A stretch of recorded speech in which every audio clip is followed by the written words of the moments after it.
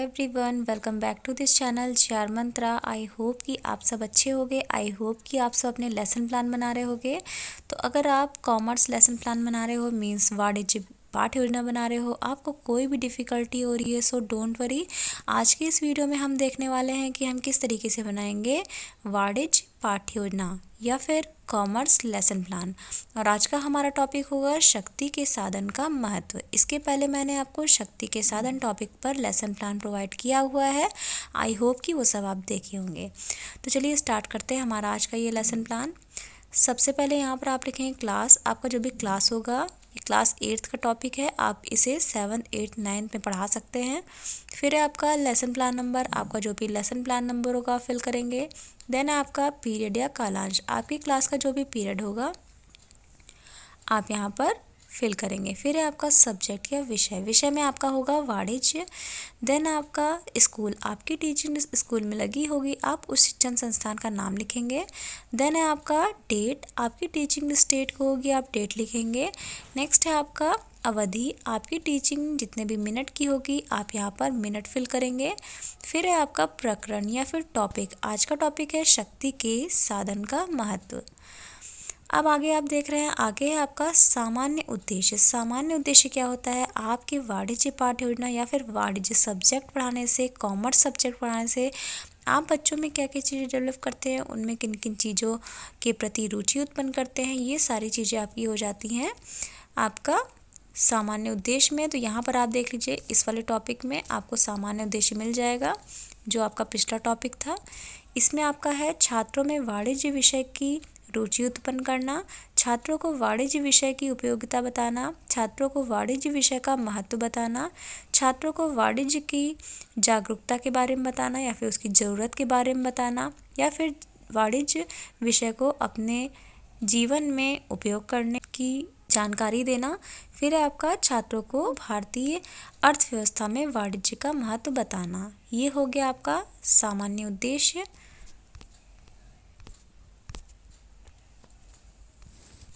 Then है आपका विशिष्ट उद्देश्य या फिर स्पेसिफिक ऑब्जेक्टिव्स। ये क्या होता है? आपका जो टॉपिक है वो पढ़ाने से आप बच्चों में क्या चीज़ें डेवलप करेंगे, उसे हम कहते हैं विशिष्ट उद्देश्य। तो देखिए, इसमें छात्र शक्ति के साधन को समझ सकेंगे, छात्र शक्ति के साधन की व्याख्या कर सकेंगे, छात्र शक्ति के साधन का महत्व बता सकेंगे। तो ये हो गया आपका विशिष्ट उद्देश्य। देन है आपका शिक्षण सहायक सामग्री। टीचिंग के टाइम जो चीज़ें आपको हेल्प करती है टीचिंग में, ये सारी होती हैं आपकी टीचिंग एड्स में। नेक्स्ट है पूर्व ज्ञान या फिर प्रीवियस नॉलेज। आप बच्चों को कोई भी टॉपिक पढ़ाते हैं तो हमेशा उनको पूर्व ज्ञान से संबंधित करते हैं ताकि बच्चे आसानी से समझ सकें आपके इस टॉपिक को। तो यहाँ पर आप एक्सपेक्ट कर रहे हैं कि बच्चे कुछ ना कुछ जानकारी रखते होंगे। तो देखिए, छात्र शक्ति के साधन की सामान्य जानकारी रखते हैं। नेक्स्ट है आपका प्रस्तावना, मीन्स इंट्रोडक्शन। आप बच्चों से कुछ इजी क्वेश्चन पूछते हैं जो बच्चों के वास्तविक ज्ञान से, जो बच्चों के पूर्व ज्ञान से संबंधित हो। आप ऐसे कुछ क्वेश्चन पूछेंगे और बच्चे उसका आंसर करेंगे। और आगे जो भी टॉपिक है उससे रिलेटेड क्वेश्चन होना चाहिए। तो सारे क्वेश्चन आंसर एक दूसरे से संबंधित होने चाहिए। और आपका जो शिक्षण विधि है ये होगा प्रश्नोत्तर विधि या फिर क्वेश्चन आंसर मेथड। तो देखिए, आपका पहला क्वेश्चन होगा, बच्चों जमीन के अंदर क्या पाया जाता है? तो बच्चे कहेंगे लोहा, सोना। और बच्चों का जो भी आंसर आएगा, जिस भी तरीके से बच्चे आंसर करेंगे, तो उससे आप क्वेश्चन पूछेंगे लोहा, सोना आदि को क्या कहेंगे? तो बच्चे कहेंगे खनिज पदार्थ। अब आप क्वेश्चन पूछेंगे खनिज पदार्थ और क्या हो सकते हैं जिनसे शक्ति प्रदान हो? तो यहाँ पर बच्चे कहेंगे कोयला, पेट्रोल आदि। अब आपका क्वेश्चन होगा कोयला, पेट्रोल आदि को कौन सा साधन कहते हैं? तो बच्चे यहाँ पर समस्यात्मक आ जाएगा, आंसर नहीं कर पाएंगे। अब आप आगे कहेंगे स्टेटमेंट ऑफ टॉपिक या फिर एम। बच्चों आज हम शक्ति के साधन के महत्व के बारे में अध्ययन का कार्य करेंगे। अब आप देखिए, ये आपका आता है आगे प्रेजेंटेशन। यहाँ पर आपका serial number, teaching point, people teacher activities, student activities, teaching method, evaluation and black board work का कॉलम बना हुआ है।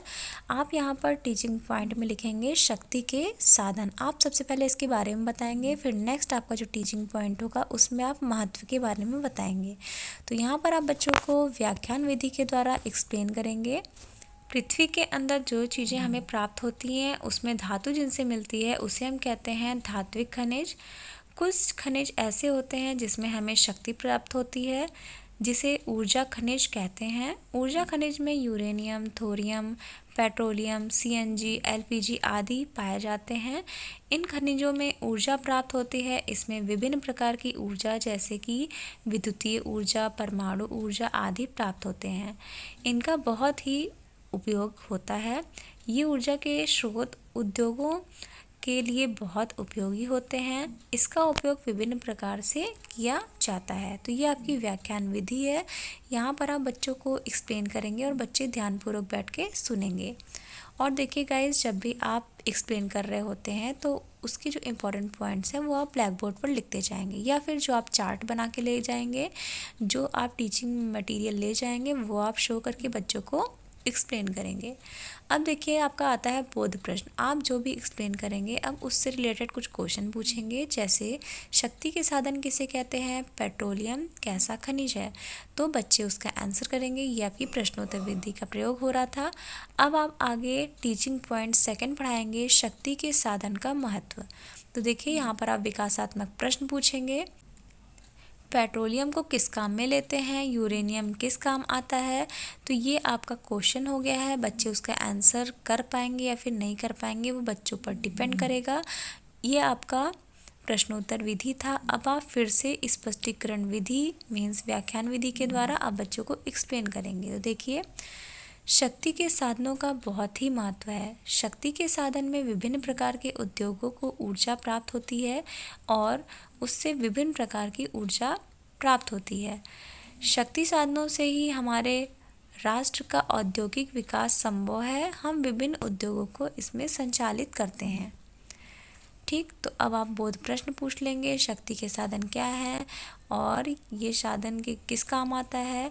यहाँ पर बच्चे उसका आंसर करेंगे प्रश्नोत्तर विधि के द्वारा। अब आप लास्ट में देख रहे हैं आपका श्यामपट्ट कार्य है, मीन्स इम्पॉर्टेंट वर्क है जो आप ब्लैक बोर्ड पर करेंगे। जैसे आप बताएंगे इसमें ऊर्जा खनिज क्या है, इसे सारी चीज़ों के बारे में और जो भी इम्पोर्टेंट पॉइंट्स होंगे वो आप लिखेंगे। अब आपका आता है श्यामपट्ट कार्य। आप बच्चों को जो भी श्यामपट्ट पर जो भी ब्लैक बोर्ड पर वर्क किए होंगे वो बोलेंगे अपनी अपनी नोटबुक में लिखने के लिए, और आप क्लास में राउंड लगा के देखेंगे कि सारे बच्चे लिख रहे हैं कि नहीं।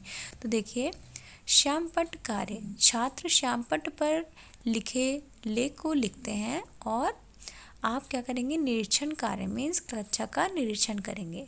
तो आप इसमें ये भी लिख सकते हैं कि छात्राध्यापक या छात्राध्यापिका छात्रों को श्यामपट्ट कार्य अपनी अपनी अभ्यास पुस्तिका में उतारने का निर्देश देकर स्वयं घूम घूम कर कक्षा में निरीक्षण करती हैं। नेक्स्ट है आपका पुनरावृत्ति के प्रश्न। अभी तक आपने जितना भी एक्सप्लेन किया है उससे आप कुछ क्वेश्चन पूछेंगे, जैसे खनिज क्या है, ऊर्जा खनिज क्या है, ऊर्जा खनिजों की उपयोगिता बताइए, ऊर्जा खनिजों का महत्व बताइए। तो बच्चे उसका आंसर करेंगे। देन है आपका होमवर्क या होम असाइनमेंट या फिर गृह कार्य। आप बच्चों को होमवर्क दे देंगे, खनिजों का अर्थ बताइए, ऊर्जा खनिजों के नाम बताइए, ऊर्जा खनिज का अर्थ बताइए। ठीक, तो ये आपका हो गया है लेसन प्लान।